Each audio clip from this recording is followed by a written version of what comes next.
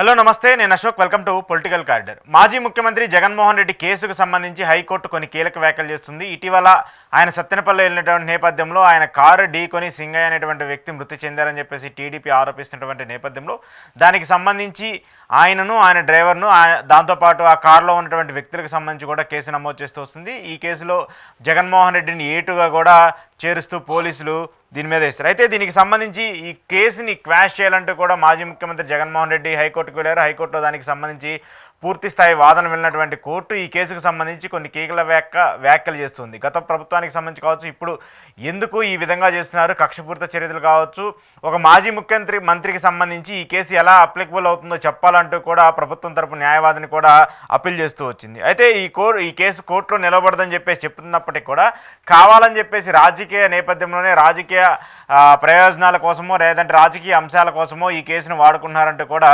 ఆరోపణలు వస్తున్నాయి. ఈ కేసుకు సంబంధించి అలాగే ఏపీ రాజకీయాల గురించి ఇంటర్వ్యూలో మాట్లాడదాం. ఇంటర్వ్యూలో నాతో పాటు పార్టిసిపేట్ చేస్తున్నారు పొలిటికల్ అనలిస్ట్ పురుషోత్తం రెడ్డి గారు. పురుషోత్తం రెడ్డి గారు నమస్తే.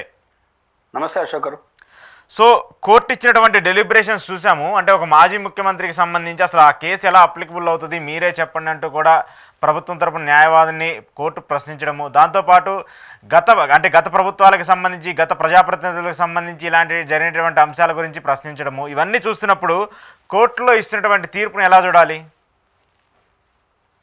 జగన్మోహన్ రెడ్డి గారు సత్తెనపల్లి పర్యటన సందర్భంగా కార్ యాక్సిడెంట్, వారి వాహనం గుద్దుకొని దాదాపు ఒక మృతి చెందారు.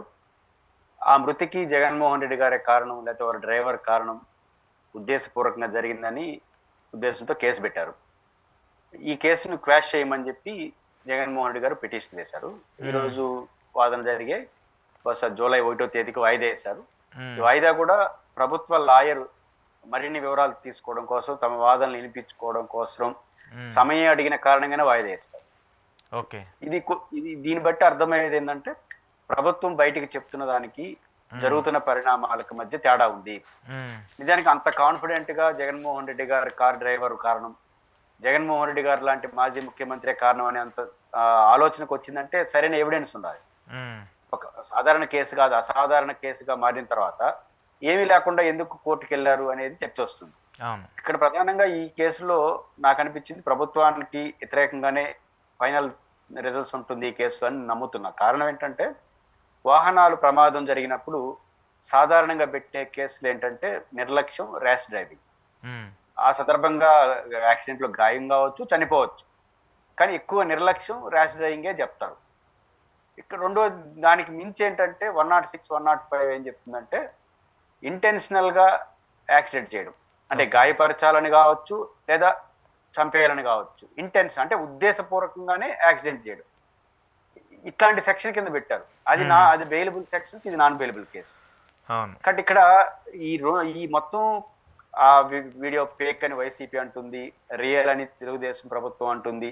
ఆ రెండు పక్కన పెట్టేద్దాం, వ్యవస్థలు తేల్చనివ్వండి. కానీ రెండు సెక్షన్లు ఇక్కడ కొంత యాక్సెప్టబుల్ గా లేవు. నెంబర్ 1 ర్యాష్ డ్రైవింగ్ మరియు నిర్లక్ష్యం. ఈ రెండు చూసుకుందాం. అక్కడ ఎలాంటి ర్యాష్ డ్రైవింగ్ ఇవన్నీ ఎక్కడ జరుగుతాయి? ఇండివిజువల్ గా వెళ్ళేటప్పుడు, నేషనల్ హైవేస్, మంచి రోడ్లు ఉన్న చోట జరుగుతాయి, ఇట్లాంటి చోట జరుగుతాయి, ఇండివిజువల్ చోట జరుగుతాయి. ఇక్కడ ఏంటి పరిస్థితి? జగన్మోహన్ రెడ్డి గారి డ్రైవర్ ర్యాష్ డ్రైవింగ్ చేయాలన్నా ఎట చేస్తాడు?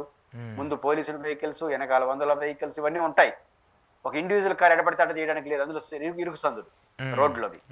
కాబట్టి నిర్లక్ష్యం, ర్యాష్ డ్రైవింగ్ చేయడానికి కూడా ఇక్కడ పరిమితులు ఉన్నాయి. ఎందుకంటే వివిఐపి విత్ నామ్స్ ప్రకారం పోతా ఉంటారు కాబట్టి ఇదొక పరిమితి కనిపిస్తా ఉంది. ఇదే పరిమితి కనిపిస్తా ఉంటే ఇంకా ఇంటెన్షనల్ గా చేశారు అనే సెక్షన్ కింద పెట్టారు. నా ఉద్దేశం ఏంటంటే మొదట నేను చెప్పిన నిర్లక్ష్యం, ర్యాష్ డ్రైవింగ్ అనేది బెయిలబుల్ సెక్షన్స్. ఈ ఇంటెన్షనల్ గా జరిగే యాక్సిడెంట్ అది నాన్ బెయిలబుల్ సెక్షన్స్. అంటే నాన్ బెయిలబుల్ చేసి కొన్ని రోజులు జైల్లో పెడదామన్నట్టు పెట్టినట్టుంది తప్ప ఇంకేం కనపట్ల. ఎందుకంటే ఇంటెన్షన్ అంటే ఏంటి అశోక్ గారు? బేసిక్ గా కావాలని చెప్పేసి పెట్టేదే కదా.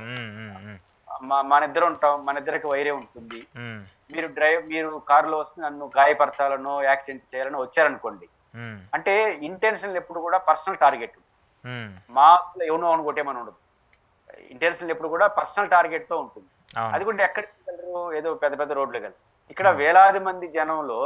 రెండోది జగన్ గారికి కానీ, జగన్ గారి కార్ డ్రైవర్కి కానీ, పర్టికులర్గా జగన్ గారికి ఇంటెన్షనల్ గా అక్కడ ఉన్న వాళ్ళని యాక్సిడెంట్ చేయాలని ఉంటుందా? ఒక ప్రజానాయకుడిగా, మాజీ ముఖ్యమంత్రిగా వచ్చేవాళ్ళు ఎవరుడా? వచ్చే వాళ్ళందరూ ఆయన ప్రేమించేవాళ్ళు. ఆయన కార్యకర్తలు, ఆయన పార్టీకి సంబంధించిన వాళ్ళు. శత్రువులు కాదు, యాంటీ ఎలిమెంట్ ఏవి కాదు. ఆయన్ని ప్రేమతో ఆయన పరిగెత్తి వచ్చి ఆయన అభిమానించే వచ్చే వాళ్ళని ఇంటెన్షన్ కొట్టేస్తాడా? అంటే వినడానికి కూడా కొంచెం అసహజంగా ఉంది. ఎందుకంటే ఈ సెక్షన్లు నాన్ బెయిలబుల్ సెక్షన్ కోసం పెట్టినట్టుంది తప్ప ఆ సెక్షన్ పెడితే సమాజం ఎట్లా చూస్తుందో కూడా మర్చిపోయినారు. రేపు కోర్టులో ఏం చెప్తుందో పక్కన పెడదాం. మనకు కామన్ సెన్స్ ఉన్న వాళ్ళు కూడా తనను అభిమానించే వాళ్ళని యాక్సిడెంట్ చేయమని కూడా చెప్తాడు ఏ నాయకుడు అయినా. కాబట్టి ఇదే అసహజంగా ఉంది. దాని తోడు ర్యాష్ డ్రైవింగ్, నిర్లక్ష్యం కూడా చేయడానికి కొన్ని పరిమితులు ఉన్నాయి అక్కడ. ఈ టైంలో చూసుకున్నప్పుడు అలాంటిది సరాసరి మాజీ ముఖ్యమంత్రి పైన కేసు పెట్టడం అంటే పెట్టే వాళ్ళకి ఇంటెన్షన్ ఉంది. ఆయనకి ఇంటెన్షన్ ఉందో లేదు కానీ పెట్టే వాళ్ళకి ఇంటెన్షన్ ఉంది. ఏమని కేసు పెడదాం, నాన్ అవైలబుల్ పెడితే ఏదో లోపల 4 రోజులు ఉండడానికి అన్నట్టుంది ఆ కేసు సెక్షన్లు చూస్తుంటే. దాని పర్యావసానాలు ఎలా ఉంటాయి కోర్టు అడుగుతుంది కదా. ఎవరైనా ఒక ప్రజానాయకుడు తను అభిమానించే వాళ్ళు ర్యాష్ డ్రైవింగ్ చేసి కొట్టేమంటారు ఎవరైనా? అరే పడదా కోర్టు? కాబట్టి ఇవన్నీ కోర్టు అడుగుతుంది, ప్రజా కోర్టులో కూడా ప్రశ్నలు వస్తాయి. కాబట్టి తాత్కాలికంగా ఏదో ఇబ్బంది పెట్టాలనో ఆలోచించాలనో ఇట్లా కేసులు పెడితే అల్టిమేట్ గా ప్రభుత్వానికి నష్టం వస్తుంది. కాబట్టి ఈ యాంగిల్లో సెక్షన్స్ ఆడున్న వాతావరణం చూసినప్పుడు జగన్మోహన్ రెడ్డి గారి క్వాష్ పిటిషన్ లో క్వాష్ అవుతుందా ఏమవుతుందో కోర్టు చెప్తుంది. కానీ కొంత జగన్మోహన్ రెడ్డి గారికి ఫేవర్ గా ప్రభుత్వానికి అననుకూలంగా వస్తుంది. ఏమవుతుంది, 2-3 రోజులు వీడియో తిప్పి చూడు జగన్మోహన్ రెడ్డి గారి కింద ప్రాణం పోతుంటే పైన ఊపుకుంటున్నాడు అవన్నీ చెప్పినారు. చివరికి ఇప్పుడు కోర్టు ఆ ప్రశ్న చేసరికి మొత్తం ఉల్టా అవుతుందా?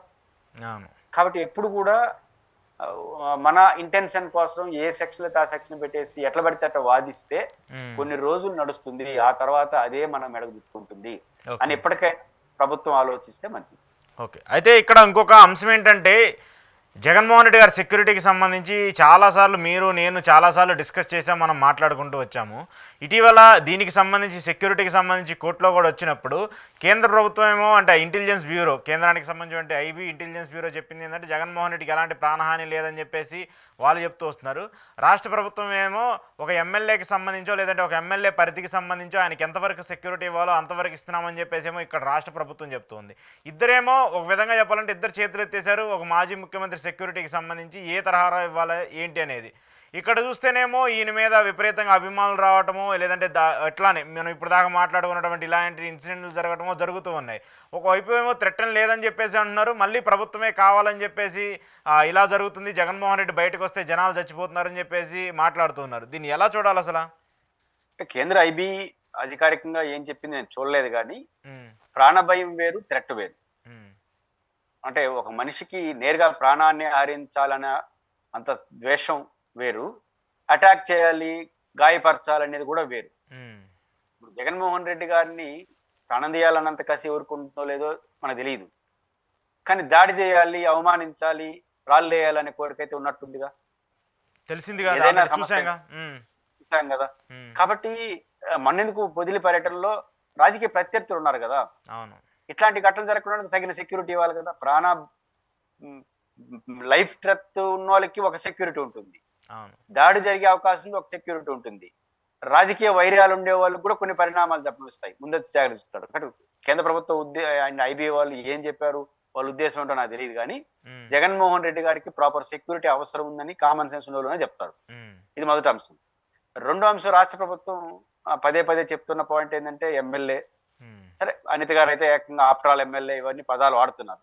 చాలా సందర్భాల్లో చెప్పిందే జగన్మోహన్ రెడ్డి గారికి, అశోక్ గారికి, పురుషోత్తమ్ రెడ్డి గారి ప్రశ్న కాదు, వాళ్ళ హోదా ముఖ్యం కాదు, వాళ్ళు థ్రెట్ ఎంత ఉందో అంత తీసుకోవాలి, ఏ రూపంలో అంత తీసుకోవాలి.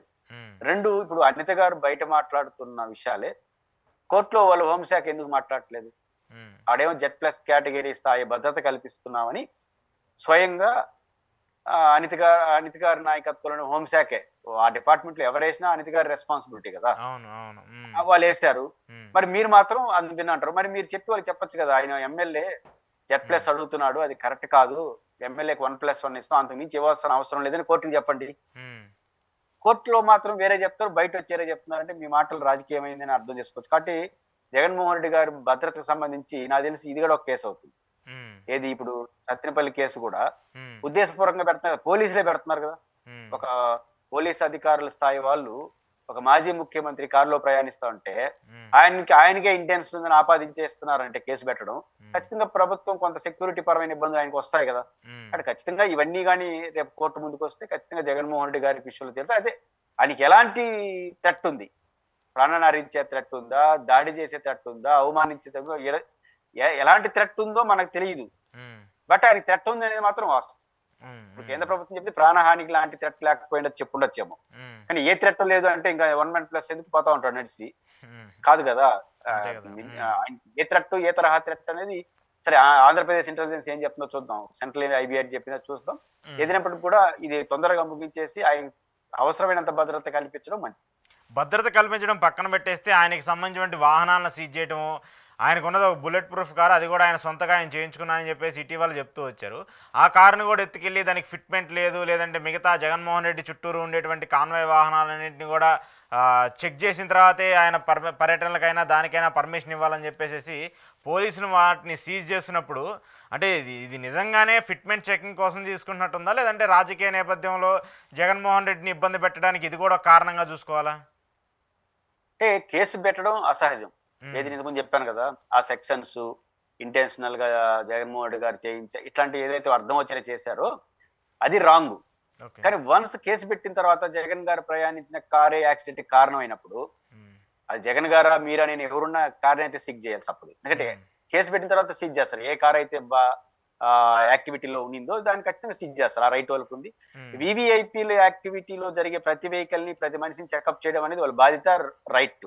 ఉమ్, బట్ ఇక్కడికి వచ్చేసరికి తీసుకెళ్ళడానికి కారణం ఆ కార్ అనేది వీళ్ళు కేసు పెట్టేశారు. ఉమ్, కేసు ఎందుకు తీసుకెళ్లారంటే కేసు పెట్టిన తర్వాత తీసుకోపోతే రేపు కోర్టు అడుగుతుంది కదా, ఒక పక్క అవును. కేసు పెట్టేసినారు ఆ కార్ని సీజ్ చేస్తారని అడుగుతుంది. ఉమ్, అంటే ఇట్లాంటి సమస్యలు రాకుండా ఉండడం కోసం బస్ అది తీసుకెళ్లారు.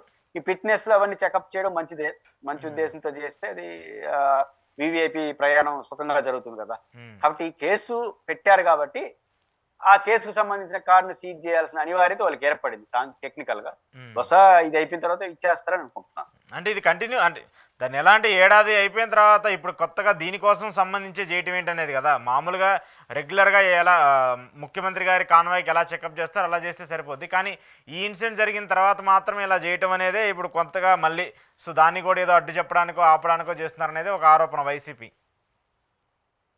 అంటే ఇక్కడ ప్రశ్న ఏంటంటే వాళ్ళు చెకప్ అనేది వేరు. ఉమ్, వాళ్ళు తీసుకెళ్ళింది ఈ కేసు ఏదైతే పెట్టారో దాంట్లో ఆ కారు ఉంది. జగన్ గారు ప్రయాణిస్తున్న అవునవును. కారు ద్వారా కొట్టేశారు కదా, ఉమ్, అనివార్యంగా ఆ కార్ని సీజ్ చేయక తప్పదు కేసు పెట్టిన తర్వాత. ఉమ్, ఆ యాంగిల్లో వాళ్ళు సీజ్ చేసి ఉంటారు. ఇంకా చెకప్ లో అవన్నీ ఇంకా రొటీన్. ఇప్పుడు మనకు ఇప్పుడు ఏ ఎయిర్పోర్ట్ పోయినా ఇప్పుడు 2 నెలలకు ఒకసారి, వారానికి ఒకసారి మాక్ డ్రిల్ చేస్తున్నారు. ఉమ్, మా తిరుపతిలో కూడా ఈ రోజు 12 గంటల కంటే మాక్ డ్రిల్ చేశారు. ఎప్పుడు చేశారు, అంతకుముందు ఎందుకు చేయలేదు? గుజరాత్ ఫ్లైట్ క్రాష్ అయ్యేసరికి ఇప్పుడు అన్ని ఎయిర్పోర్ట్ అలర్ట్ అయిపోతారు. ఉమ్, ఇది నిజానికి రెగ్యులర్ గా జరగాలి. రెగ్యులర్ జరిగితే ఇట్లా జరగవు. ఓకే. మన నిర్లక్ష్యం కదా మానవ సమాజంలో.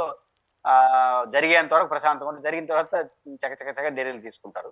ఉమ్, ఫిట్మెంట్ అవన్నీ చేయడం అనేది దాన్ని ఏం తప్పట్టాల్సిన అవసరం లేదు. ఉమ్. వాళ్ళు దాన్ని సీజ్ చేయడానికి ప్రధాన కారణం కేసు పెట్టారు కాబట్టి సీజ్ చేశారు.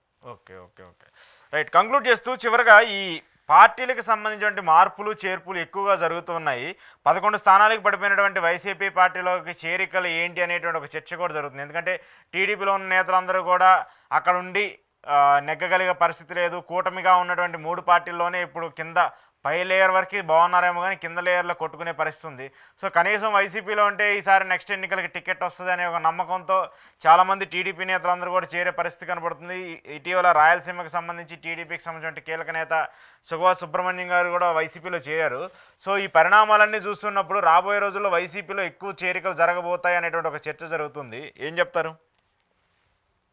రాబోయే కాలంలో కొన్ని కారణాల రీత్యా వైసీపీకి వలసలు వస్తాయి. మొదటి కారణం ఏంటంటే జగన్మోహన్ రెడ్డి గారికి భారీ ఓటమి చెందడం ఆయనకు నిరాశ కలిగించే అంశం. ఇంకొక యాంగిల్లో అది ఒక రకమైన సహాయం కూడా మారిపోతుంది ఓడిపోయిన తర్వాత నేను చెప్పేది. ఎందుకంటే ఇంక జగన్మోహన్ రెడ్డి గారు వాళ్ళ పార్టీని ప్రత్యేకంగా రక్షణ కల్పించుకోవాల్సిన అవసరం లే. ఓడిపోయినారు, ఇంక పోయే వాళ్ళు ఊరు లేరు, జరగాల్సిన నష్టం జరిగిపోయింది. ఇంకా అడిగి పోరు. ఇంకా అడిగి పోతే పోయే వాళ్ళందరూ క్యూ లైన్లో నిలబడుకోవాల్సింది. ఆడనే ఎక్కువైపోయి వాళ్ళే ఇబ్బంది పడుతున్నారు. కాబట్టి భారీ ఓటమి. ఇప్పుడు 40-50 ఎమ్మెల్యేలు వచ్చుంటే ఆ 10 మంది పోతారా, ఈ 5 మంది పోతారా, ఇన్ని చర్చ నడుచుండేది. పోవాల్సినంత అయిపూడ్చింది, ఇంకెవరు పోరు. పోతే వాళ్ళు దురదొస్తాం. ఓకే. కాబట్టి జగన్మోహన్ రెడ్డి గారు ఇంకా ఆ యాంగిల్లో శ్రద్ధ పెట్టాల్సిన అవసరమే లేదు. హ్మ్. ఇది ఫస్ట్ పాయింట్. రెండో పాయింట్ ఏంటంటే జగన్మోహన్ రెడ్డి గారు రాను రాను బలపడుతుంది. హ్మ్. ఎందుకు బలపడుతున్నాడు? వైఎస్ఆర్ కాంగ్రెస్ పార్టీ నాకు నేనుగా బలపడుతున్నాను అని చెప్తే సహజంగా ఏమవుతుందంటే కొంత అసూయతో చూస్తారు. అంటే హ్మ్. వాళ్ళ పార్టీ వాళ్ళు ఓడిపోయినారు అప్పుడే బలపడతామని చెప్తారు. ఇది ఎట్లా కాకపోతే ఎట్ట చెప్తాడు మన నాయకుడు అనుకుంటారు. హ్మ్. కానీ ఇక్కడ చంద్రబాబు నాయుడు గారు చెప్పేస్తున్నారు. హ్మ్. చంద్రబాబు నాయుడు గారు పదే పదే ఏం చెప్తున్నారు? 1 ఇయర్ వరకు ఏం చెప్పారు? జగన్మోహన్ ఏదైనా పారిశ్రామికవేత్తలు రండి అని పిలిస్తే జగన్మోహన్ రెడ్డి గారు చేసే మా పరిస్థితి ఏందని చెప్తున్నారు అన్నారు. అవును. నిన్నేమంటారు ఆ భూతాన్ని ఓడించేస్తాము అంటున్నారు. అంటే ఇది పదే పదే నాయకులుగా ఉండేవాళ్ళు నెంబర్ 1, నెంబర్ 2 ఉండేవాళ్ళు జగన్మోహన్ రెడ్డి గారు వస్తాడేమో, హ్మ్. భూతమేమో ఇన్ని మాట్లాడుతా ఉంటే వైసీపీ వాళ్ళకి కాన్ఫిడెన్స్ రాకుండా ఇంకేమొస్తుంది? హ్మ్. జగన్మోహన్ రెడ్డి గారు మనం వస్తామంటే వచ్చే కాన్ఫిడెన్స్ కన్నా ప్రత్యర్థి అందులో ముఖ్యమంత్రి ప్లేస్ లో ఉండేవాళ్ళు ఇండైరెక్ట్ గా చేస్తున్న కామెంట్లు ఖచ్చితంగా వైసీపీ వాళ్ళకి ఆత్మస్థైర్యాన్ని పెంచేస్తుంది. హ్మ్. ఆ రకంగా వైసీపీ బలపడతా ఉందని తెలిసిన తర్వాత అక్కడ అవకాశాలు కోల్పోయే వాళ్ళు అవకాశాలు దక్కని వాళ్ళు ఇటు ఖచ్చితంగా భవిష్యత్తు కోసం వస్తారు. హ్మ్. రెండో విషయం జగన్మోహన్ రెడ్డి గారి కాన్ఫిడెన్స్ ఎంత పెరిగిందంటే మీరు కూడా చూస్తుంటారు జర్నలిస్ట్ గా రాష్ట్రంలో ఏ పార్టీ ఓడిపోయినా అవును. ఓడిపోయిన పార్టీ అధినేతని బెదిరిస్తారు కింద వాళ్ళు. హ్మ్. మేము వెళ్ళిపోతాం, మాకు ఏదైనా కావాలి బెదిరించేది ఎక్కువ అలగడం అవును. బెదిరించే అవును. ఓడిపోయే పార్టీలో ఉంటాయి. హ్మ్. దానికి దానికి బయట ఆపోజిట్ గా 1 ఇయర్ గాల గడప గడప బొమ్మన్నాడు. అవును. హ్మ్. వైసీపీ అసలు అధికారంలో ఉన్నప్పుడు గడప గడప బొమ్మంటేనే ఇబ్బంది పడ్డారు. ఎందుకంటే అప్పుడు ఏమైంది వాలంటీర్లు, ప్రభుత్వం, వ్యవస్థలు అన్ని వాళ్ళ చేతిలో ఉన్నప్పుడే ఏంది ఇది అని అనుకున్నారు. హ్మ్. అలాంటిది ఓడిపోయి ఇంకా 4 ఏళ్ళు పవర్ లేదు. ఆయన 4 ఏళ్ళు పవర్ ఉంటే పదండి గడప గడప అంటే ఏం అనకుండా వచ్చేసినారు అంటే ఎంత కాన్ఫిడెన్స్ జగన్‌కుంది ఆ వ్యవస్థ పైన. హ్మ్. అంటే హ్మ్. సాధారణంగా అయితే మేము చేయలేమండి. ఏడ చదివితే ఇంకా 4 ఏండ్లు ఉంది, 20 రోజులు ఇంటింటికి అవును. పోవాలంటే ఇది అయ్యే హ్మ్. పనేనా అనాల్సింది. హ్మ్. లోపల చాలా మందికుంది. నేను మాట్లాడిన దాంట్లో చాలా మందికి లోపల ఉంది. ఏంది అప్పుడే మళ్ళీ పెట్టాడు. నిన్నే ఒక ర్యాలీ అని అంటా ఉంటే, ఆ!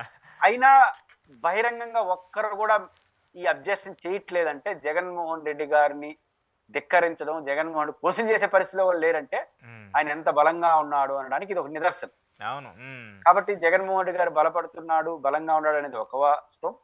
రెండో వాస్తవం ఈ ప్రభుత్వం వ్యతిరేకంగా కనబడతా ఉంది గదా! హ్మ్. అక్కడక్కడ వాతావరణం, వివిధ సంక్షేమ పథకాలు అమలు చేయకపోవడం. అవును. దానికి తోడు వాళ్ళు 3 పార్టీలున్నారు. వాళ్ళు 3 పార్టీల మధ్య గొడవలొస్తున్నాయి. అవును. హ్మ్. కాబట్టి ఇవన్నీ కారణాలు చూసినప్పుడు ఖచ్చితంగా జగన్మోహన్ రెడ్డి గారికి మంచి అవకాశాలుంటాయి భవిష్యత్తులో అని అర్థం చేసుకున్న తర్వాత, హ్మ్. అక్కడ మనకి ఇంకా స్కోపే లేదనుకున్న తర్వాత, హ్మ్. వచ్చే 4 ఏళ్ల తర్వాత వచ్చేవాళ్ళకి కచ్చిపేసుకోవడం బెటర్ గదా! అవును. హ్మ్. కాబట్టి జగన్మోహన్ రెడ్డి గారికి ఔట్ గోయింగ్ ఏమి ఉండదు. ఇన్‌కమింగ్‌లే ఉంటాయి. హ్మ్. ఎంతవరకు చేర్చుకుంటారు? ఏంటనేది తెలియాలి. కాబట్టి జగన్మోహన్ రెడ్డి గారికి ఏ ప్రతిపక్షానికి రాని అదృష్టం ఏంటంటే ఔట్ గోయింగ్ లేకుండా ఇన్‌కమింగ్‌లు అయిపోతున్నాయి. హ్మ్. మామూలుగా ప్రతిపక్షం అప్పుడు ఎన్నికల వరకు ఔట్ గోయింగ్‌లే ఉంటాయి. అవును. ఇక రివర్స్‌లో ఇన్‌కమింగ్‌లే వస్తున్నాయి. హ్మ్. లేకపోతే రాజంపేట నియోజకవర్గ ఇన్ఛార్జి ఇంకా 4 ఏండ్ల పాటు అధికారాలు ఉంటాయంటే వదిలేసి రాజీనామా చేసి ప్రతిపక్షంలో చేరినాడంటే అవును. రేపు జగన్ గెలుస్తాడా లేదా అనేది కాలం నిర్ణయిస్తుంది. హ్మ్. 5 ఏళ్లు ప్రతిపక్షంలో ఉన్నాడు. ఇప్పుడు గెలిచారు. ఈ 5 ఏళ్లు ప్రతిపక్షమే.